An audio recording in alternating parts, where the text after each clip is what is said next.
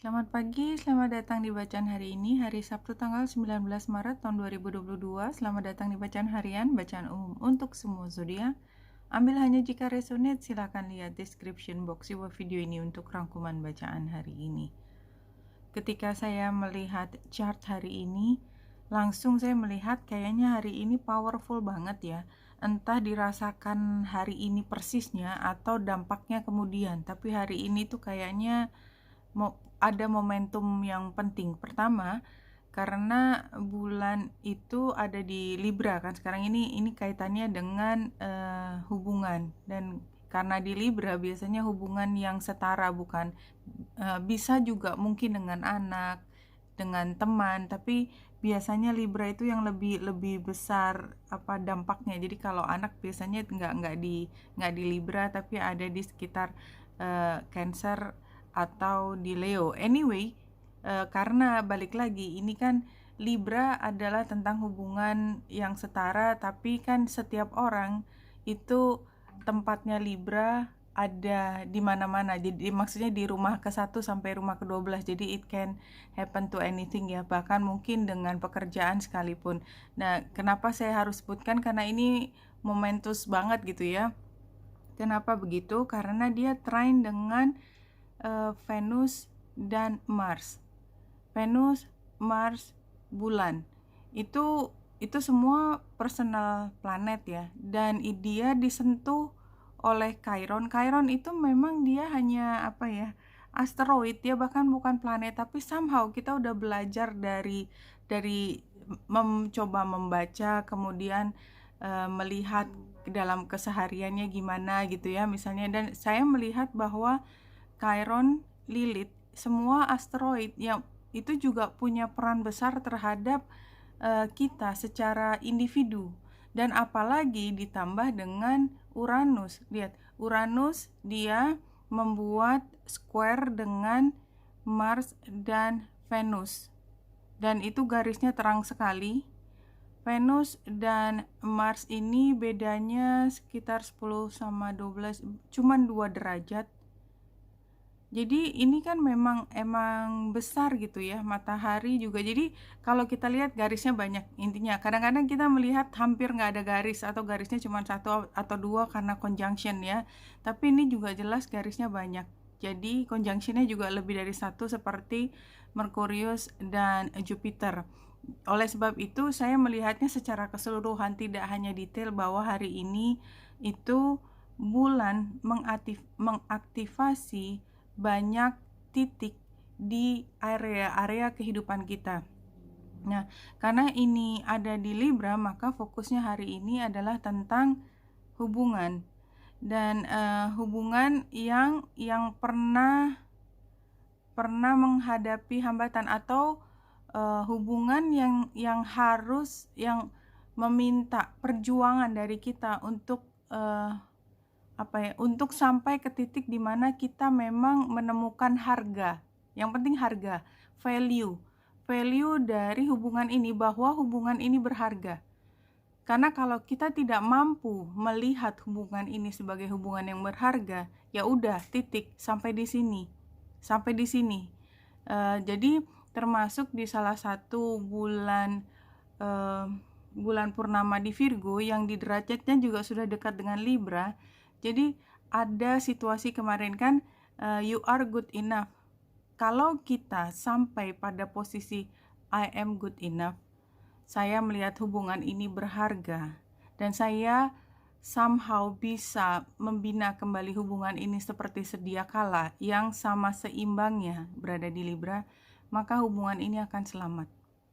Kalau kita melihat bahwa saya akhirnya menemukan diri saya bahwa I'm good enough, dan realisasi dari I'm good enough adalah kenapa saya harus menginvestasikan hidup dan semua sumber daya yang saya miliki untuk hubungan yang tidak memberikan apa-apa kepada saya, kecuali hanya rasa sakit hati or something like that. Ya, itu kan kesimpulannya diri sendiri ya. Jadi saya melihat ada dua hal kan. Jadi saya tidak mengatakan bahwa ini artinya semua orang akan, enggak pernah. Jadi ambil hanya jika resonate. Jadi yang saya lihat, either gitu ya, apakah dia mampu menemukan kembali jati dirinya dan membangun bersama hubungan ini dengan pihak yang satunya, membuat hubungan ini berharga dan pantas untuk diselamatkan, atau kebalikannya, dia menyelamatkan diri sendiri melihat raportnya memang hubungan ini tidak seberharga itu. Ya, Venus dan Mars.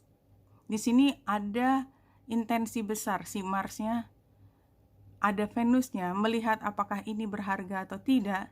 Uranusnya membuat kita kayak slap ya, kayak tiba-tiba oh gitu ya, aha moment. Dan Chironnya membuat kita berpikir tentang healing. Jadi kira-kira seperti itu penggambarannya. That is very profound ya, kalau menurut saya ya, dalam banget. Satu kartu dari Rumi untuk hari ini.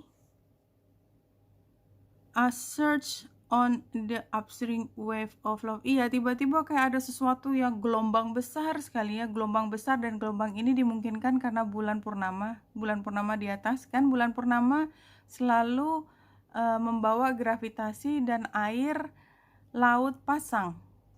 Exactly, kan? Kemarin itu air laut pasang, naik semuanya, emosi kita naik, sesuatu yang berada di bawah yang tadinya dalam karena airnya tenang dan airnya kemudian bergerak naik, maka dia terlihat dan dia tergerak dan ditemukan. Feeling itu, perasaan itu ditemukan, dan pada akhirnya ketika sudah naik semua bergerak kayak dikocok kan, kayak kalau dadu tuh kan dikocok. Kemudian kita menemukan, oh begini, kalau begini maka saya menghubungkan apa yang saya temukan tersebut dengan rasa harga diri saya. Tentang cinta, harga diri kan tentang cinta, tentang bagaimana kita mencintai diri kita, bagaimana kita mencintai hubungan dan membuatnya berharga buat kita. Karena manusia pada akhirnya itu kan kembali ke diri sendiri. Ke diri sendiri untuk apa? Kita mencintai diri sendiri itu adalah tools atau jalan atau kanal untuk menemukan cinta kita kepada Yang Maha Kuasa. Ketika kita sudah menemukan cinta yang terbesar tersebut, jadi cinta kita misalnya cinta kepada anak bukan karena ya memang sosial itu, enggak.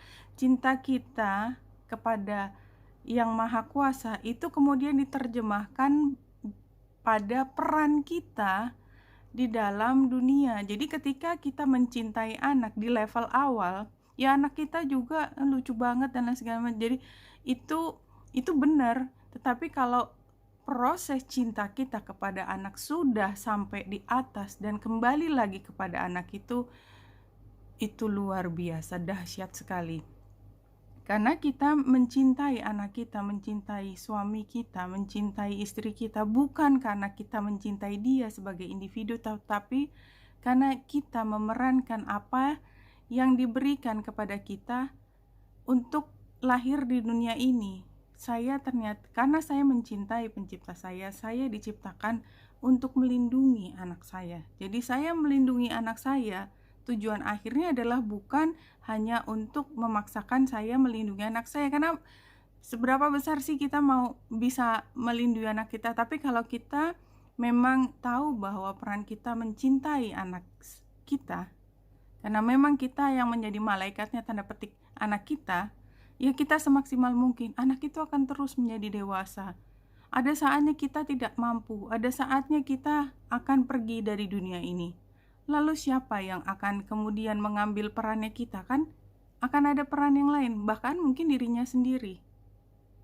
Nah, jadi kita hanya tahu bahwa pada periode ini saya dikasih tugas oleh pencipta saya mencintai sesuatu, termasuk anak di situ, dan saya melakukannya dengan sepenuh hati, mencintai anak saya karena saya melakukannya demi pencipta saya. Kira-kira seperti itu, dalam banget memang.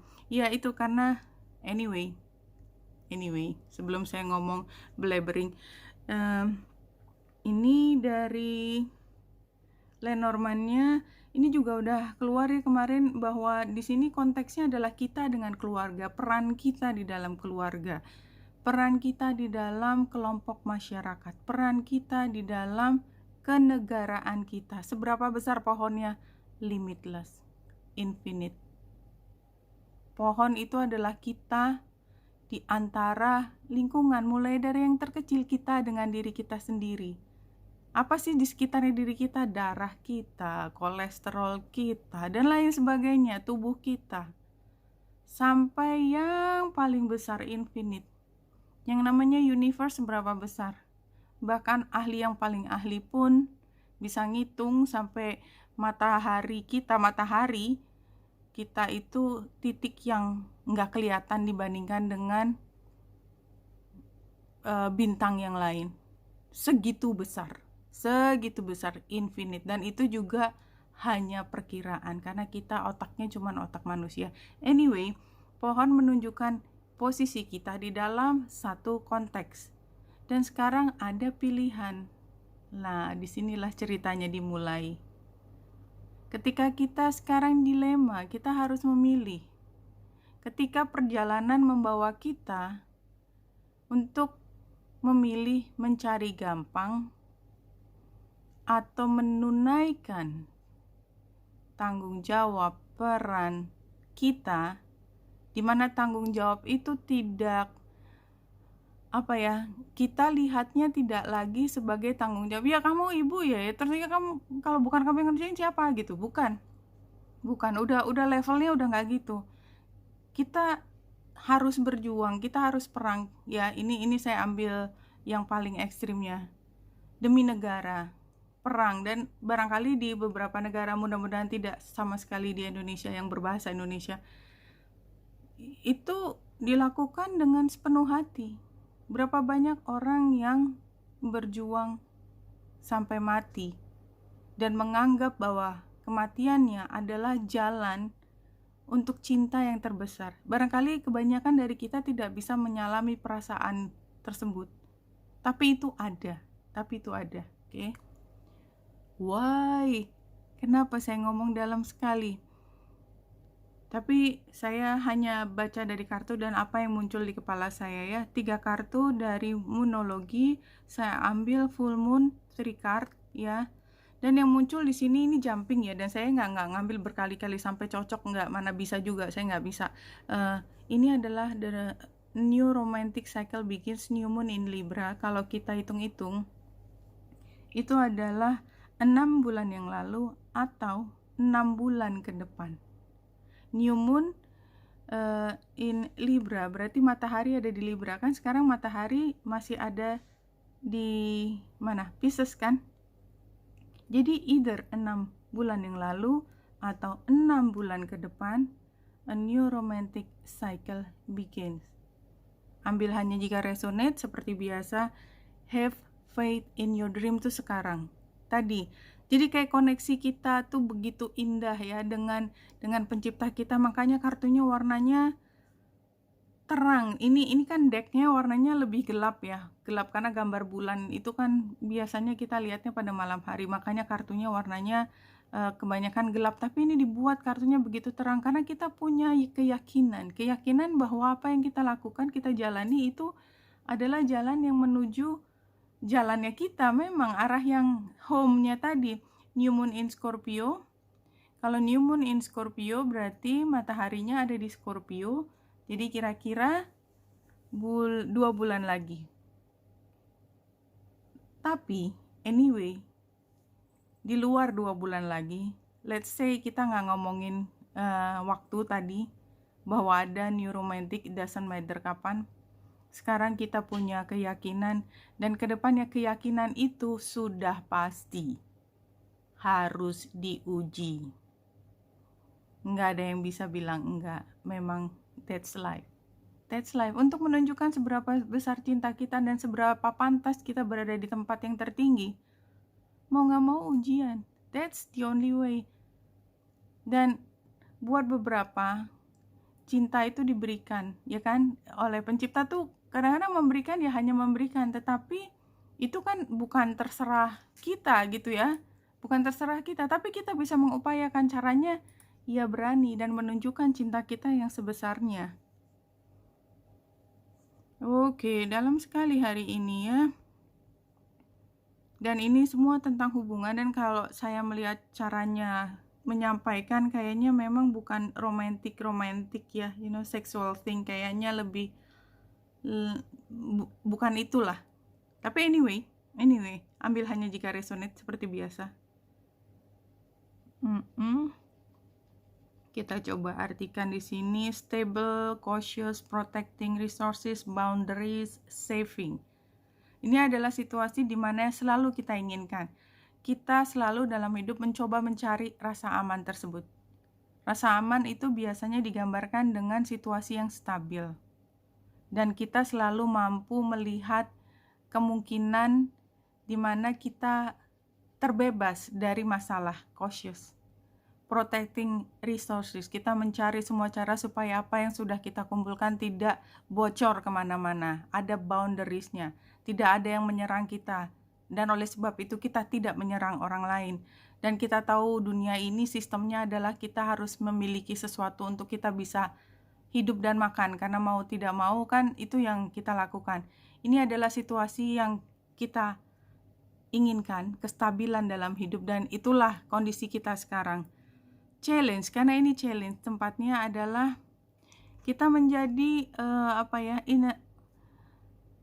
either terlalu dependent pada kestabilan tersebut atau sama sekali tidak peduli. Ya, jadi ada dua kelompok. Yang satu benar-benar nggak peduli dengan kestabilan, yang satu freak banget gitu tentang kestabilan.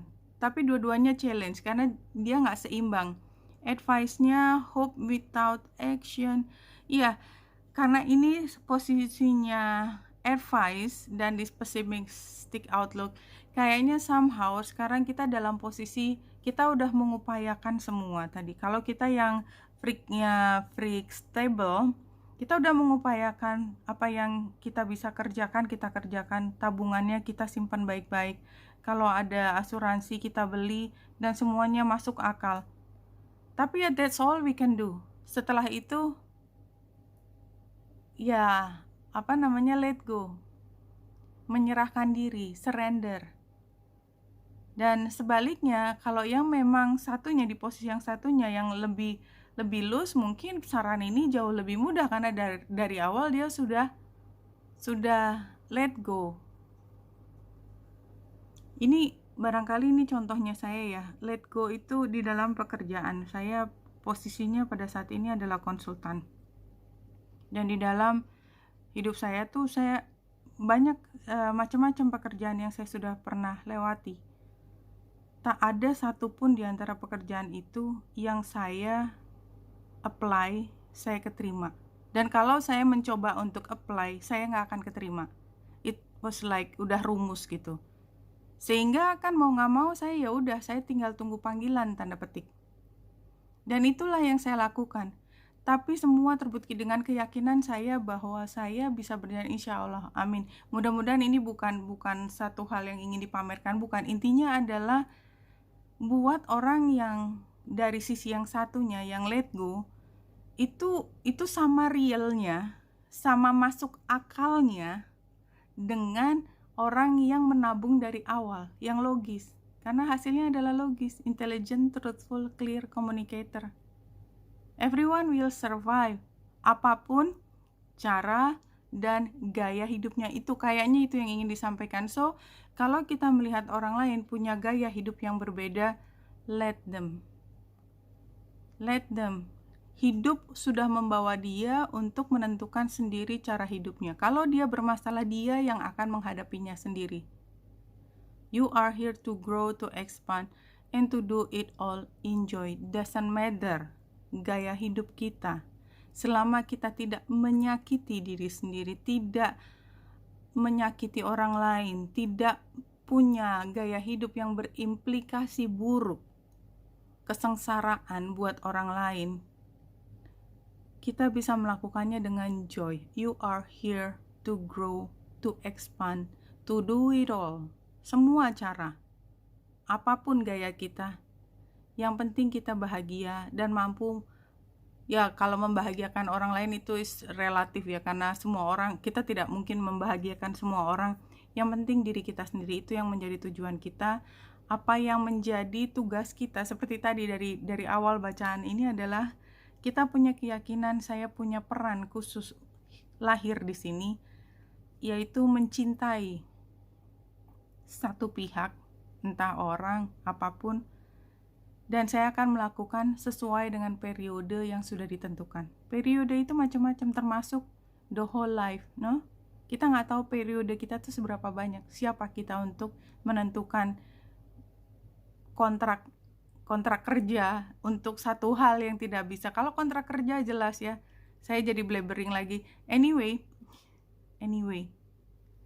selama kita di sini melakukan semua dengan kebahagiaan, apapun jati diri kita, just be yourself and be happy. Oke, Wenita Indra dari sini, semoga membantu. Salam hati dan cahaya.